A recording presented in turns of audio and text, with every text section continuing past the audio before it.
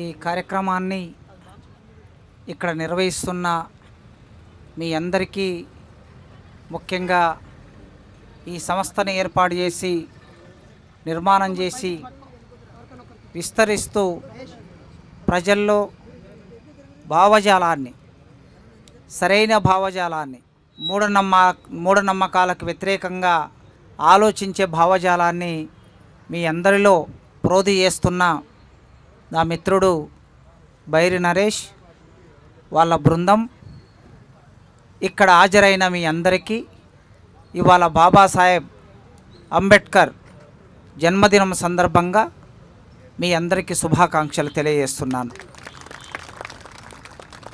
మనం చూస్తూ ఉంటాం, అంబేద్కర్ జయంతి అనగానే రాష్ట్ర వ్యాప్తంగా చాలా కార్యక్రమాలు నడుస్తూ ఉంటాయి.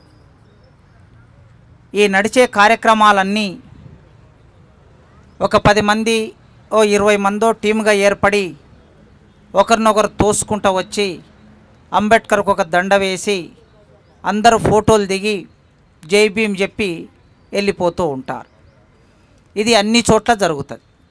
రాష్ట్ర వ్యాప్తంగా ప్రతి గ్రామంలో జరుగుతుంది, రాష్ట్ర రాజధానిలో కూడా జరుగుతుంది.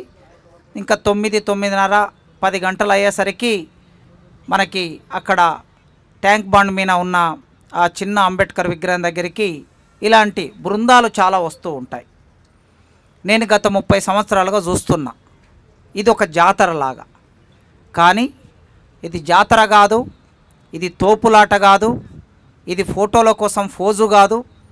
ఇది జీవితాన్ని మార్చిన, భారతదేశ ముఖ చిత్రాన్ని మార్చిన ఒక యుగకర్త గురించి మనం గుర్తు చేసుకోవటం, ఆయన ఆశయాలను గుర్తు చేసుకోవటం అనే ఒక క్రమశిక్షణ పద్ధతిలో మీరందరూ ఇక్కడ ఇటు వరుసగా లెక్క పెడితే 15 మంది ఉన్నారు, ఇటు వరుసగా లెక్క పెడితే 15 మంది ఉన్నారు. అట్లా లెక్క కడితే బహుశా 200 మంది ఉంటారు. నాకు ఎక్కాలు సరిగ్గా రావు, నాకు 15 × 15 ఎంతనో మీరే చెప్పాలి.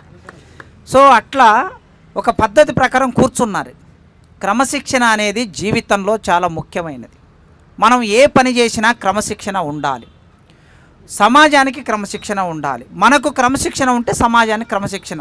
మన నిర్మాణమే సమాజం. కుటుంబం ప్రాథమికమైన కేంద్రం. ఆ కుటుంబానికి క్రమశిక్షణ ఉంటే అది సమాజానికి క్రమశిక్షణ అవుతుంది. సమాజానికి క్రమశిక్షణ అయితే దేశానికి క్రమశిక్షణ అవుతుంది. భారతదేశానికి క్రమశిక్షణ లేదు. ఏ విషయంలో భారతదేశానికి క్రమశిక్షణ లేదు. అంటే ఈ దేశ పరిస్థితి అట్లా ఉన్నది. ఒక రకంగా ఇది భూస్వామ్య భావజాలం కలిగి ఉండటం, ఇది స్త్రీలని అణిచివేసే పురుషాధిక్య భావజాలం కలిగి ఉండటం, కింది కులాలని అణిచివేసే అగ్రకుల భావజాలం కలిగి ఉండటం, దోపిడీ చేసే పెట్టుబడిదారి భావజాలం కలిగి ఉండటం, ఇన్ని రకాల భావజాలాలు. వీటితో పాటు మన మెదడులోకి మూఢనమ్మకాలని ప్రవేశపెట్టి కొందరు మాత్రమే తమ పబ్బం గడుపుకునే ఇన్ని రకాల భావజాలాలున్న భారతదేశానికి క్రమశిక్షణ లేదు. ఈ క్రమశిక్షణ నేర్పించడానికి ఎక్కడో ఒక చోట ప్రారంభం కావాలి.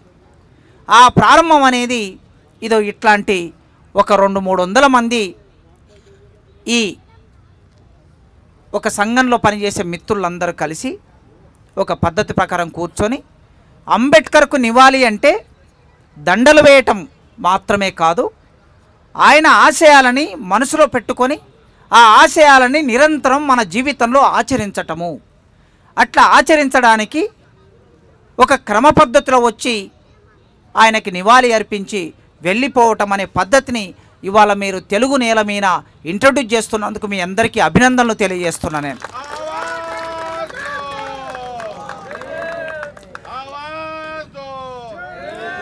బహుశా ఏ సంఘం కూడా ఇట్లా చేయదు, ఏ సంఘం చేయదు. అంబేద్కర్ యోజన సంఘాలు ఉన్నాయి, అనేక దళిత సంఘాలు ఉన్నాయి. ఇవన్నిట్లో ఇంత క్రమ పద్ధతిలో అంబేద్కర్కు నివాళి అర్పించే ఒక్క సంఘం కూడా ఇవాళ ఈ తెలుగు నేల మీద లేదు. కనుక రాజకీయ నాయకులు అయితే రాజకీయ నాయకులకి అసలు క్రమశిక్షణ లేని మనుషులు ఎవరైనా ఉన్నారా భారతదేశంలో అంటే రాజకీయ నాయకులు. ఎట్లా తోపులాట జరుగుతుంది. ఈవెన్ సీఎం వచ్చినా కూడా సీఎంను కూడా తోచుకొని వెళ్ళేటటువంటి ఒక తోపులాట జరుగుతుంది. మన పోలీసు మిత్రులు ఉంటారు కనుక సీఎంకు భద్రత వలయం ఉంటుంది కనుక ఆ సీఎం దగ్గరికి రావడానికి కాస్త ఇబ్బంది అవుతుంది. కానీ పోలీసు మిత్రులు లేకపోతే సీఎంను ఎక్కడో నెట్టిపడేసి వీళ్ళు వచ్చి ముందు దండేసిపోతారు. అట్లాంటి పద్ధతి కొనసాగుతున్న దేశంలో అంబేద్కర్ అంటే క్రమశిక్షణ. మనం ఏం నేర్చుకోవాలి? ఆల్రెడీ మీరు నేర్చుకున్నారు, దాన్ని మరింతగా విస్తరించాలి. అంబేద్కర్ అంటే క్రమశిక్షణ. భారతదేశంలో ఎవరైనా కొన్ని పేర్లు తీసుకొని ఒక క్రమ పద్ధతిలో మనం రాసుకుంటూ వస్తే క్రమశిక్షణ కలిగిన వాళ్ళు ఎంతమంది అని రాస్తే ఒక 10 మందో 15 మందో ఒక జాబితా తయారైతే అందులో మొదటి పేరు డాక్టర్ బిఆర్ అంబేద్కర్ పేరు ఉంటుంది. నిద్ర లేవట నుంచి మొదలు పెడితే చాలామంది పెద్ద పెద్ద వాళ్ళు ఉన్నారు, మనం చెప్పుకునే వాళ్ళు, భారతదేశ జాతీయోద్యమంలో పాల్గొన్న వాళ్ళు.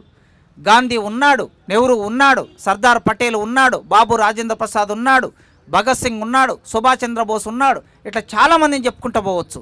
వీళ్ళందరూ కూడా పై కులాల్లో పుట్టిన వాళ్ళు, వీళ్ళందరూ డబ్బున్న కులాల్లో పుట్టిన వాళ్ళు, వీళ్ళందరూ సమాజంతో గౌరవించబడిన వాళ్ళు, వీళ్ళందరూ స్కూలుకు వెళ్ళి చదువుకునే అవకాశం ఉన్నవాళ్ళు. కానీ భారతదేశంలో డబ్బు లేక పేదరికంతో స్కూలుకు వెళ్ళి చదువుకునే అవకాశం లేక సమాజంలో గౌరవం లేని ఒక కులంలో పుట్టినవాడు డాక్టర్ అంబేద్కర్. 134 సంవత్సరాల కిందట ఈ దేశంలో పుట్టాడు. 14 మంది పిల్లలు, 14 మంది కుటుంబం ఒకే ఇంట్లో ఉంటే, ఒక చిన్న ఇంట్లో ఉంటే ఎట్లుంటుందో మీరు ఊహించుకోండి. ఒక చిన్న రూము 10x10 ఉండే బెడ్రూములు మామూలుగా ఉంటాయి కదా, 10x10, 15x10, 15 ఇట్లా పెద్ద పెద్ద బెడ్రూములు వచ్చాయి. ఇప్పుడు కాకుండా ఆనాడు కాలంలో 10x10 ఉండే ఒక చిన్న రూములో 14 మంది ఉంటే ఎట్లా ఉంటుందో ఒక్కసారి ఊహించుకోండి. ఆ ఇంట్లో చదువుకోవటం ఎంత కష్టమో ఊహించుకోండి. గాంధీకి అంత కష్టం లేదు. నెహ్రూ అయితే పుట్టుకతోనే ఆయన సిల్వరో బంగారమో దాంతో పుట్టినవాడు, చాలామంది. కానీ అంబేద్కరు చదువుకోవడానికి లేచి కూర్చొని చదువుకోవడానికి, పడుకోవడానికి అవకాశం లేదు. ఒకరు పడుకుంటే ఒకరు లేచి కూర్చోవాలి. తండ్రి పడుకుంటే అంబేద్కర్ లేచి చదువుకోవాలి, మళ్ళీ అంబేద్కర్ పడుకుంటే తండ్రి కూర్చోవాలి. అంటే అక్కడ 13 మందికి మాత్రమే పడుకునే జాగా ఉన్న ఇంట్లో ఎంత క్రమశిక్షణతో అంబేద్కర్ చదువుకున్నాడో మీరు ఆలోచించండి. అట్లా చదువుకున్న అంబేద్కర్ అక్కడి నుంచి బడికి వెళితే బడిలోకి రానివ్వలేదు కదా, అందరినీ బడిలోకి రానిచ్చారు. కానీ అంబేద్కర్ మాత్రం బయట కూర్చోబెట్టి చదివించారు. బయట కూర్చోబెట్టి లోపల పాఠం చెప్పే టీచర్ పాఠం చెప్పే చదువును మనం గ్రహించాలంటే ఎంత క్రమశిక్షణ ఉంటే అది సాధ్యమవుతుందో ఆలోచించండి. లోపల కూర్చుంటేనే, బెంచ్ మీద కూర్చుంటేనే రకరకాల ఆలోచనలు వస్తాయి. ఇవాళ మా అమ్మ ఏం చేసిందో, మా నాయన ఏం చేసిందో, ఇంట్లో ఏం వండిందో, పోయి ఏం తినాలి, తర్వాత బయటకు వెళ్ళి ఏం ఆడుకోవాలి. ఇప్పుడైతే సెల్ ఫోన్ చూడాలి, టీవీ చూడాలి, టీవీలో ఏం సినిమా వచ్చింది, నెట్ఫ్లిక్స్లో ఇవాళ ఏం రిలీజ్ అయింది, ఇవన్నీ ఆలోచనలు మన మెదడు. ఒకవైపు టీచర్ పాఠం చెప్తూ ఉంటాడు, మరోవైపు మన మెదడు ఎక్కడెక్కడో తిరుగుతూ ఉంటుంది. ముందు బెంచ్లో కూర్చున్న అమ్మాయి ఏం చేస్తుంది, అమ్మాయికి లైటింగ్ కొట్టాలన్నా, బయటకు వెళ్ళిన తర్వాత మాట్లాడాలన్నా, లవ్ లెటర్ రాయాలన్నా, ఇట్లాంటి రకరకాల ఆలోచనలు క్లాస్ రూమ్లో కూర్చున్న వాళ్ళకి కలుగుతూ ఉంటాయి పాఠం వినకుండా. కానీ క్లాసు రూము బయట కూర్చున్న అంబేద్కర్ ఏకాగ్రతతో తన శరీరాన్ని, పంచేంద్రియాలను మొత్తం కంట్రోల్ చేసుకున్నాడు. తన ఆలోచనలు కంట్రోల్ చేసుకొని, నా ఆలోచన దేని మీద పెట్టాడు అంబేద్కర్, లోపల పాఠం చెప్పే టీచర్ చెప్పే పాఠం మీద తన ఆలోచన కేంద్రీకరించాడు. కనుక ఆ ఆలోచన అంతగా కేంద్రీకరించాడు అనడానికి ఒక ఉదాహరణ, మీ అందరికీ తెలిసిన ఉదాహరణనే, అందరూ చెప్పిన ఉదాహరణే. క్లాసు లోపల కూర్చున్న వాళ్ళు, అంబేద్కర్ ఆ క్లాసులో పాఠం చెప్పే మ్యాథమెటిక్స్ టీచర్ బోర్డు మీద ఒక లెక్క వేస్తే ఆ లెక్క ఎవరైనా చేస్తారా, సాల్వ్ చేస్తారా అని అడిగితే టీచర్, బెంచీల మీద కూర్చున్న వాళ్ళు ఆ లెక్క ఎవరు చేయలేకపోయారు. అంటే బెంచీల మీద కూర్చున్న వల్ల ఏకాగ్రత ఎంత గొప్పగా ఉందో చూడండి. బయట కూర్చున్న అంబేద్కర్ ఆ లెక్క నేను చేస్తానని చెయ్యెత్తాడు. చెయ్యెత్తితే లోపలికి వెళితే బోర్డు మీద లెక్క చేసే అవకాశం అంబేద్కర్కి ఇవ్వలేదు. వీళ్ళందరూ పెద్ద కులాల వాళ్ళు బోర్డు మీద లెక్క చేసే అవకాశం అంబేద్కర్కి ఇవ్వలేదు. బోర్డు దగ్గరికి వెళ్ళాడు, కానీ అక్కడ కూర్చున్న వాళ్ళందరూ ఒక్కసారిగా మేము తినడానికి తెచ్చుకున్న టిఫిన్ బాక్సులు బోర్డు వెనుక ఉన్నాయి, అంబేద్కర్ అంటరానివాడు, ఒకవేళ అంబేద్కర్ ఆ బోర్డు ముట్టుకుంటే మేము తెచ్చుకున్న టిఫిన్ డబ్బాలు మైలబడిపోతాయి, మేము అన్నం తినలేం, కనుక అంబేద్కర్ బోర్డు ముట్టుకోవడానికి వీల్లేదని ఈ ప్రతిభావంతులందరూ చెప్పారు. క్లాస్ రూమ్లో కూర్చున్న ప్రతిభావంతులు, పెద్ద కులాల వాళ్ళు ప్రతిభావంతులు అని చెప్పారు కదా, ఆ ప్రతిభావంతులకు లెక్క చేయడం చేత కాలేదు. కానీ బయట కూర్చున్న అంబేద్కర్ లెక్క చేస్తానంటే కులం అడ్డొచ్చి అంబేద్కర్ ప్రతిభని కులం చేత నొక్కివేశారు. అంబేద్కర్ ఎంత క్రమశిక్షణ కలిగిన వాడో అది ఒక ఉదాహరణ పాఠం వినటంలో. ఆ తర్వాత అంబేద్కర్ ఒక్కొక్క మెట్టు పైకెక్కుతూ వెళుతూ ఉన్నప్పుడు కొలంబియా యూనివర్సిటీ వెళ్ళిన తర్వాత అక్కడ చదువుకున్న లైబ్రరీలో, లండన్ వెళ్ళిన తర్వాత అక్కడ చదువుకున్న లైబ్రరీలో ఈ ప్రపంచంలో ఎవరు చదవనంత ఒక కార్ల్ మార్క్స్ చదివారని చెప్తూ ఉంటారు ఆ లైబ్రరీని. కార్ల్ మార్క్స్ అక్కడ లండన్లో ఉన్నప్పుడు ఆ లైబ్రరీని ఉపయోగించుకొని ప్రపంచ చరిత్ర గతిని మార్చడానికి అనేక రచనలు చేశాడు. ఆ లండన్ లైబ్రరీని ఎన్నోసార్లు చదివాడు అక్కడున్న పుస్తకాలని అని అంటారు. ఆ తర్వాత అంత గొప్పగా ఆ లైబ్రరీని చదివినవాడు డాక్టర్ బిఆర్ అంబేద్కర్. ఏకాగ్రతతో చదివాడు. ఎన్ని రకాల పుస్తకాలను చదివితే తప్ప ఇవాళ ప్రపంచ మేధావి అంబేద్కర్ అని మనం చెప్పడం లేదు. ఎవరు చెప్తున్నారు? ఐక్యరాజ్య సమితి చెప్తున్నది. ఐక్యరాజ్య సమితి అంటే ఎవరు? ఈ ప్రపంచంలో ఉన్న అన్ని దేశాలు కలిసి ఏర్పడినటువంటిది ఐక్యరాజ్య సమితి. ఈ ప్రపంచ అన్ని దేశాలు కలిసి ఏర్పడిన ఐక్యరాజ్య సమితి ప్రపంచ మేధావి ఎవరయ్యా అంటే డాక్టర్ బిఆర్ అంబేద్కర్ అని ఐక్యరాజ్య సమితి అనౌన్స్ చేసింది. అంత దూరం ప్రయాణించడానికి జీవితంలో ఎంత క్రమశిక్షణ ఉంటే సాధ్యమవుతుందో చూడండి. తర్వాత భారతదేశానికి రాజ్యాంగం రాయాలనుకున్నప్పుడు దాదాపు 3 సంవత్సరాలు, 2 సంవత్సరాల 11 నెలల 18 రోజులు అంటే 3 సంవత్సరాల కాలాన్ని అందరూ రాజ్యాంగ పరిషత్తు సభలోకి వస్తున్నారు, ఉపన్యాసాలు వింటున్నారు, పోతున్నారు, వస్తున్నారు, వింటున్నారు, పోతున్నారు. అంబేద్కర్ ఏ బెంచ్ మీద కూర్చున్నాడు, ఏ కుర్చీ మీద కూర్చున్నాడు, ఏ టేబుల్ ముందు కూర్చున్నాడు, అదే టేబుల్ ముందు రాజ్యాంగం పూర్తి అయ్యే వరకు అక్కడనే కూర్చున్నాడు. ఇది నేను చెప్పడం కాదు, రాజ్యాంగ పరిషత్తు చైర్మన్ బాబు రాజేంద్ర ప్రసాద్ మొత్తం రాజ్యాంగ పరిషత్తుకి ఆయన అధ్యక్షుడు. అంబేద్కర్ డ్రాఫ్టింగ్ కమిటీకి చైర్మన్ రాజేంద్ర ప్రసాద్ ఆ అధ్యక్ష స్థానంలో కూర్చున్నవాడు. నేను రోజు చూస్తూ ఉన్నాను. అంబేద్కరు తన రక్త మాంసాలు పెట్టి ఈ భారత రాజ్యాంగాన్ని ఈ బెంచ్ మీద కూర్చొని, కుర్చీ మీద కూర్చొని రాశాడు. ఎంత ఏకాగ్రతతో ఉంటే తప్ప అది సాధ్యమయ్యేది కాదు. అట్లా తన క్రమశిక్షణ అనేది చిట్ట చివరి వరకు నడిపింది. మనం ఇవాళ అంబేద్కర్ జయంతి రోజు మన జీవితంలో క్రమశిక్షణని ఒక భాగం చేసుకోవాలి. ఆ క్రమశిక్షణ మీకు ఇప్పటికే ఉన్నది, దాన్ని విస్తరించే క్రమం ఒకటి మొదలు పెట్టాలి. భారత సమాజంలో క్రమశిక్షణ ఏర్పడినప్పుడే ఈ సమాజంలో ఉన్న అనేక సమస్యలు పరిష్కారం అవుతాయి. అంబేద్కర్ తన జీవితం అంతా సామాజిక సంస్కరణ కోసం, సామాజిక మార్పు కోసం కేటాయించాడు.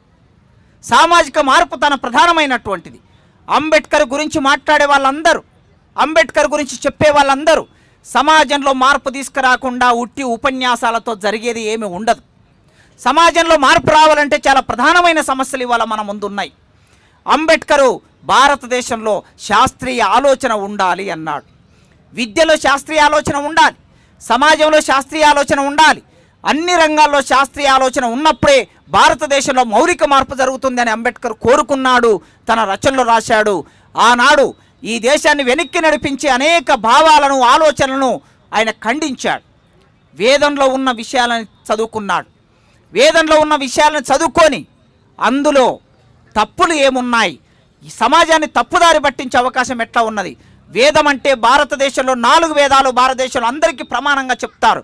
కానీ వేదాల్లో ఏమున్నది అంబేద్కర్ రాసి ఈ వేదాల్లో సమాజాన్ని వెనక్కి నడిపించేది ఉన్నది. ఋగ్వేదంలో వర్ణ వ్యవస్థ గురించి చెప్పారు, దాంట్లో పురుష సూక్తం ప్రవేశపెట్టారు. ఆ తర్వాత కుల వ్యవస్థను తీసుకొచ్చారు. ఆ తర్వాత కుల వ్యవస్థ నిర్మాణంగా అయి ఉండాలంటే దేవుని తీసుకొచ్చారు. దేవుని తీసుకొచ్చి దేవుడు చెప్పాడు గనక దేవుని తల నుంచి 4 పుట్టారని చెబితే, దేవుని శరీరం నుంచి 4 పుట్టారని చెబితే అంబేద్కర్ దాన్ని ఖండించాడు. తల నుంచి పుట్టారు బ్రాహ్మణులు, చేతుల నుంచి పుట్టారు క్షత్రియులు, తొడల నుంచి పుట్టారు వైశ్యులు, పాదాల నుంచి పుట్టారు శూద్రులు అని చెబితే అసలుకి ఎవరికైనా ఒక మనిషికి, మగ మనిషికి మనుషులు పుడతారా అని అంబేద్కర్ ప్రశ్నించాడు. మగ మనిషికి పుట్టరు ఎప్పుడైనా. స్త్రీకే ప్రపంచంలో ఎక్కడైనా సరే ఒక జీవిని జన్మించే శక్తి, ఒక జీవిని కనే శక్తి ఎవరికి ఉంటుంది అంటే స్త్రీకి మాత్రమే ఉంటుంది. కనుక ఈ దేశంలో ఒక తప్పుడు ఆలోచన విధానాన్ని రాసి, పుస్తకాల ద్వారా రాసి సమాజంలో ప్రచారం చేస్తున్నారని దాన్ని అంబేద్కర్ ఖండించాడు. అది శాస్త్రీయమైన ఆలోచన ఈ దేశంలో ఉండాలన్నాడు. అదేవిధంగా కుల వ్యవస్థ గురించి చెప్పినప్పుడు ఒకటి ఎక్కువ ఒకటి తక్కువ ఎందుకు ఉండాలి? దేశంలో మనుషులందరూ సమానమే కదా. తల్లి గర్భంలో పుట్టిన వాళ్ళు అందరూ సమానమే. మన శరీరంలో ప్రవహించే రక్తం బ్రాహ్మణుని కోస్తే బ్రాహ్మణ శరీరంలో రక్తం తెల్లగేమి ఉండదు, మన శరీరంలో రక్తం నల్లగేమి ఉండదు. మనం నల్ల సెట్ వేసుకున్నాం, నల్ల సెట్ వేసుకున్నంత మాత్రాన మన రక్తం నల్లగా ఉండదు. మన ఆలోచనలు ఎంత గొప్పగా ఉన్నాయనేది ముఖ్యం. మనం ఏ షర్ట్ వేసుకున్నాం అనేది కాదు, ఏ దుస్తులు వేసుకున్నాం అనేది కాదు, మన ఆలోచనలు ఎంత గొప్పగా ఉన్నాయనేది ముఖ్యం. కనుక అంబేద్కర్ ఏమన్నాడంటే, మనిషి శరీరంలో రక్తం అందరికీ ఒకే రక్తం ఉన్నది, అది ఒకే కలర్లో ఉన్నది. మనిషికి శరీరంలో ఉండే అన్ని అవయవాలు అందరికీ ఒకేలాగున్నాయి. మరి ఉన్నప్పుడు ఒకరు ఎక్కువ ఒకరు తక్కువ ఎందుకు అవుతారు, అంటరాని వాళ్ళు సమాజంలో ఎందుకున్నారనే ప్రశ్న అంబేద్కర్ వేశాడు. ఇది శాస్త్రీయమైన ఆలోచన. ఆ తర్వాత అంబేద్కర్ సమాజంలో చేతబడి పేరు మీద, బాణామతి పేరు మీద వితంతువులకి మళ్ళీ పెళ్ళిళ్ళు చేయకుండా, పెళ్ళిళ్ళు చేస్తే ఒక తప్పుడు పద్ధతి వస్తుందని ఆలోచించి, అదేవిధంగా భర్త చనిపోతే చనిపోయిన భర్త వేదిక మీద ఆ భర్త ఏదైతే శ్మశానంలో పెట్టి కాల్స్తారో దాని మీద భార్యను కూడా పెట్టి చంపడం, ఇట్లాంటివన్నీ అంబేద్కర్ చూశాడు. ఇవన్నీ అశాస్త్రీయమైన ఆలోచనలు. చేతబడి లేదు, స్త్రీలు చదువుకుంటే గొప్పవాళ్ళు అవుతారు, సమాజం బాగుపడుతుంది.